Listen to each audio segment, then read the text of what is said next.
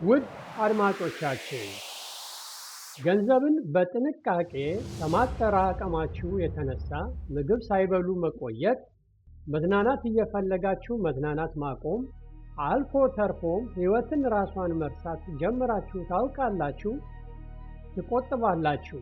ሆኖም ግን አንድ መጥፎ አጋጣሚ በመጣ ጊዜ ሁሉን ነገር ሊወስድባችሁ እንደሚችል ይሰማችኋል።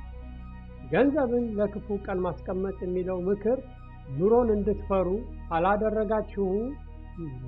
እንድትፈሩ እያደረጋችሁ ቢሆንስ?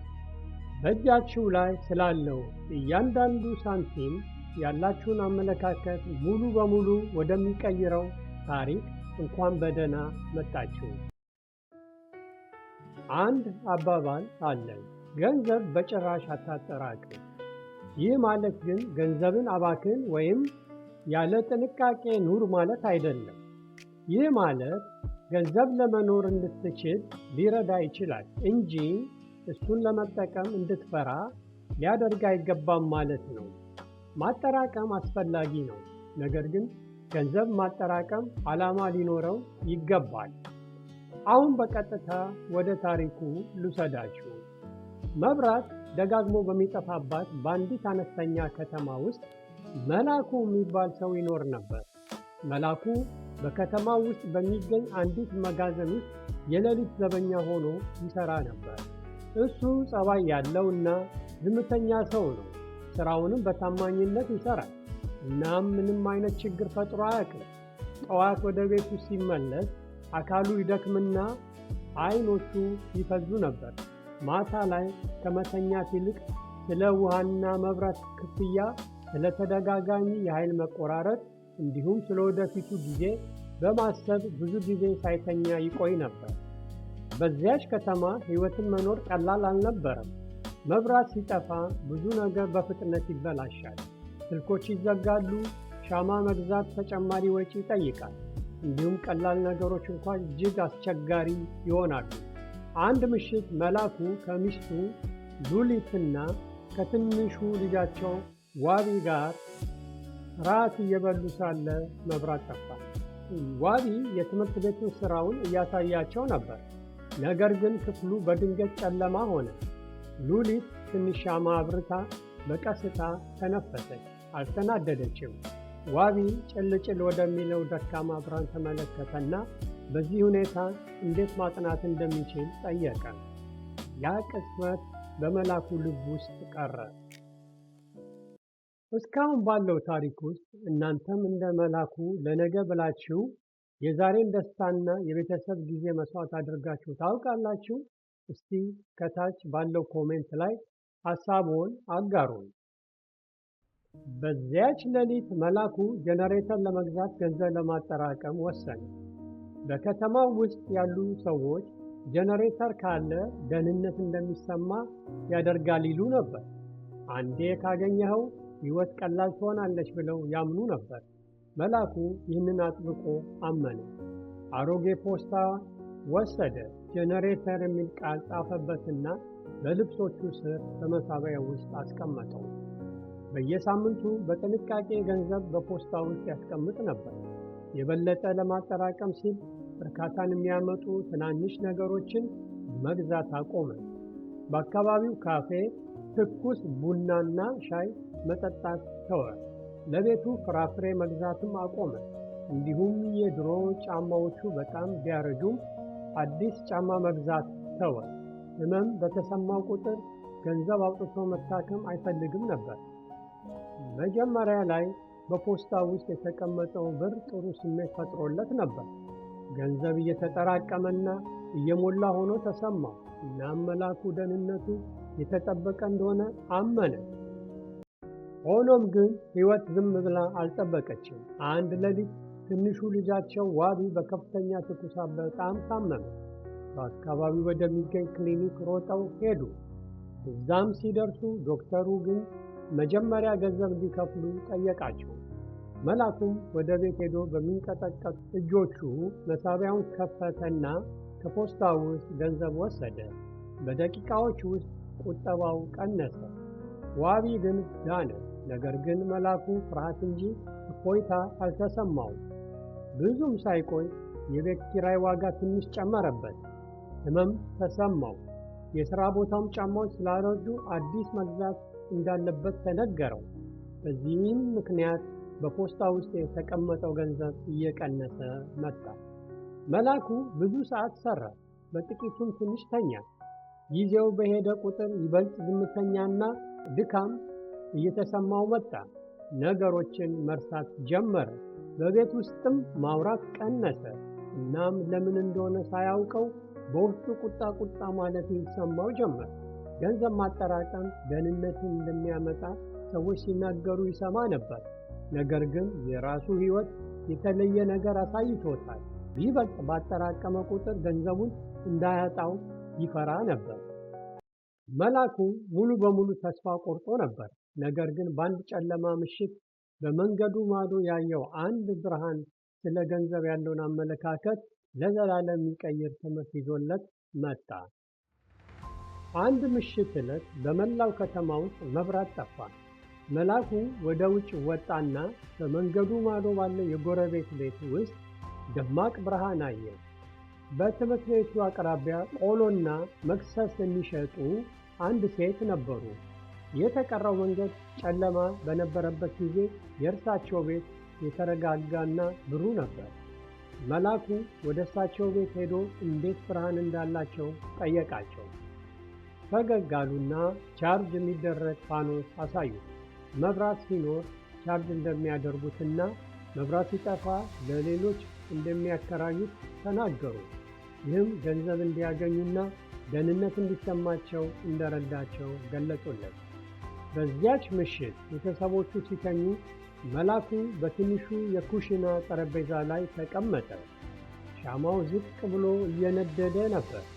እናም ከዓመታት በኋላ ለመጀመሪያ ጊዜ ለመንካት አደገኛ የሆነ ነገር ይመስለው የነበረውን ፖስታ በቀጥታ ከፈተው። የቀሩትን የብር ኖቶች እንደገና ቆጠረና በቁጥሮቹ ውስጥ ምንም መጽናናት አልተሰማውም። ምክንያቱም እነዚያ ኖቶች ምን ያህል በፍጥነት ሊጠፉ እንደሚችሉና ፍርሃት ከመኖር ይልቅ መደበቅን ምን ያህል በቀላሉ እንዳስተማረው ያውቅ ነበር። ሉሊት ስትነቃ መላኩን አሁንም ለጀነሬተር ገንዘብ እያጠራቀመ እንደሆነ በቀስታ ጠየቀችው። መላኩ ጭንቅላቱን ነቀነቀ። በልበ ሙሉነት ሳይሆን በታማኝነት ከዚህ በፊት በግልጽ ተናግሮት የማያውቀው ነገር ተናገረ። ከእንግዲህ ደህንነት እንዲሰማው ብቻ ገንዘብ ማጠራቀም እንደማይፈልግ ተናገረ። በእያንዳንዱ ቀን ውስጥ እንዲኖሩ በትክክል ሊረዳቸው የሚችል ነገር መገንባት ፈልጎ ነበር። ጭንቀት በቤታቸው ውስጥ ቋሚ እንግዳ ሆኖ ስለነበር ሉሊት የተጨነቀች ትመስለው ነበር።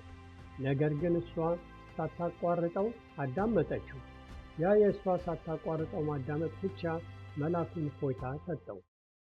በማግስቱ ጠዋት በሚያመነቱ እጆቹና በሚመታ ልቡ መላኩ ከተደበቀው ገንዘብ የተወሰነውን ተጠቅሞ 2 ቻርጅ የሚደረጉ ፋኖሶችንና ትንሽ የስልክ ቻርጀር ገዛ። ወደ ቤቱም ሲሄድ በሚያደርገው እያንዳንዱ እርምጃ ለአደጋ የተጋለጠ ሆኖ ይሰማው ነበር። ምክንያቱም ገንዘብ ማውጣት እንደ አደጋ ይቆጥረው ነበር። አደጋው እንደ ውድቀት ይሰማዋል። ፋኖሶቹን በቀን ውስጥ ቻርጅ ለማድረግ በአቅራቢያው ካለው ፀጉር አስተካካይ ጋር ስምምነት አደረገ። በምላሹም ማታ ላይ ሱቁን ሲዘጋ ይረዳው ነበር። እናም ያ ያደረገው ስምምነት ትንሽ ቢሆንም ከረጅም ጊዜ በኋላ ለመጀመሪያ ጊዜ መለወጡን እንደ ትልቅ እርምጃ ወሰደ። በዚያ ሳምንት በሌላ የመብራት መቆራረጥ ወቅት መላኩ በደበዘዙት መንገዶች ላይ ከቤት ወደ ቤት ተጓዘ። በትንሽ ክፍያ ብርሃንና የስልክ ቻርጅ አገልግሎት አቀረበ። አንዳንድ በሮች ዝግ ሆነው ቆዩ። አንዳንድ ሰዎች በጥርጣሬ ተመለከቱት። ሌሎች ግን መላኩ በሚሰጠው አገልግሎት ተስማሙ። በዚያ የመጀመሪያ ምሽት ትንሽ ገንዘብ ብቻ አገኘ። ሆኖም በፖስታው ውስጥ ካለው ገንዘብ የተለየ ስሜት ፈጠረበት። ምክንያቱም ይህ ገንዘብ ከፍርሃት ይልቅ በዓላማና በተስፋ የተመለሰ ነበር። ሁሉንም ነገር በማስታወሻው ደብተር ውስጥ በጥንቃቄ ጻፈ። እያንዳንዱ ሂሳብ፣ እያንዳንዱ ወጪ፣ እያንዳንዱ ትንሽ ትርፍ ለሉሊት እያሳያትና ለመጀመሪያ ጊዜ ገንዘብ በመካከላቸው ምስጢር ሳይሆን ቀረ።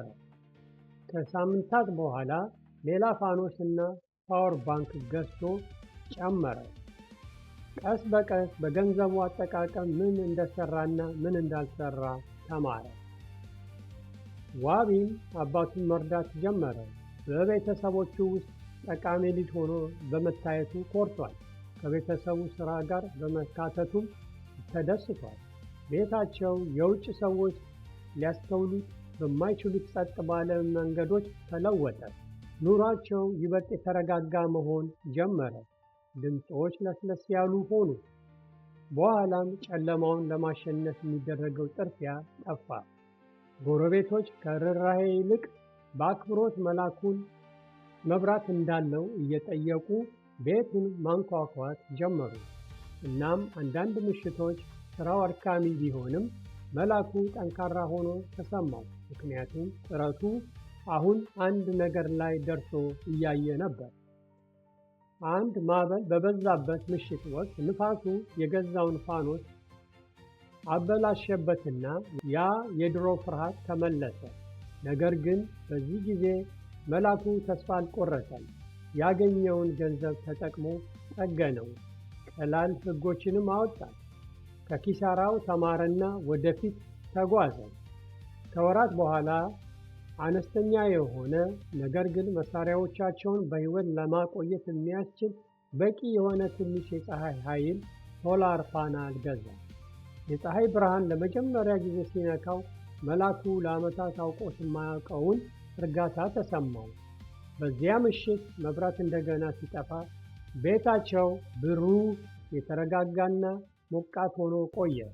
ዋቢ በመጨረሻም አሁን ደህንነታቸው ተጠብቋል ማለት እንደሆነ አባቱን ጠየቀው።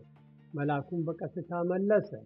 ደህንነቱ ከእንግዲህ ስለ መደበቅ አልነበረም፣ ነገ እንደገና መቆም የሚችል ነገር ስለመገንባት ነው። መላኩ አሮጌውን ፖስታ አስተካክሎ በማስታወሻ ደብተር ውስጥ አስቀመጠው። ማን እንደነበረ እንጂ ማን ሆኖ መቀጠል እንደሚፈልግ ማስታወሻው እንዳይሆን ወሰነ። ሰዎች ስለማጠራቀሙ ሲያመሰግኑት መላኩ በጸጥታ ፈገግ ብሎ ማጠራቀም ብቻ ሕይወትን ሊቀይር እንደማይችል እንደተማረ ተናገረ።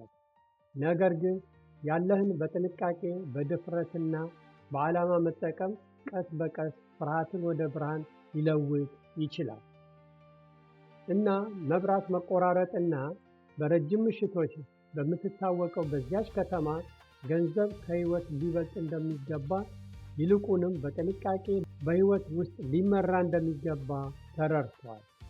ምክንያቱም ሕይወት ፍጹም ዕቅዶችን ወይንም ሙሉ ፖስታዎችን አትጠብቅም።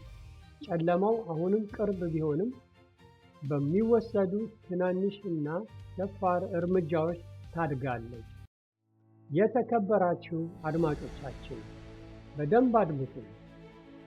ገንዘባችሁ የሙዚየም ቅርስ አይደለም። ሕይወታችሁ በጨለማ እያለፈ ገንዘባችሁን መንካት ፈርታችሁ በመስታወት ጀርባ ማስቀመጥ አቁሙ። አዎ ቆጥቡ፣ ነገር ግን ለመደበቅ ሳይሆን ለመሻሻል ቆጥቡ።